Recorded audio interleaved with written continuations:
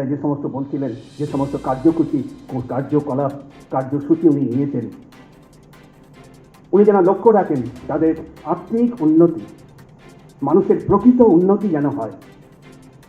ছেলেমেয়েরা আজকাল বিজ্ঞানের যুগে এরা খুব অহংকার বোধ করে, হাতে মোবাইল পেয়ে ল্যাপটপ পেয়ে তারা ভাবে দুনিয়াটা আমার হাতের মুঠোয়।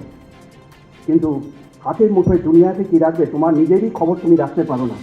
তোমার নিজের জ্ঞান, তোমার ভেতরে যেটা ঢাকা পড়ে আছে তাকে জাগাবার মতো শক্তি তোমাদের কোথায়?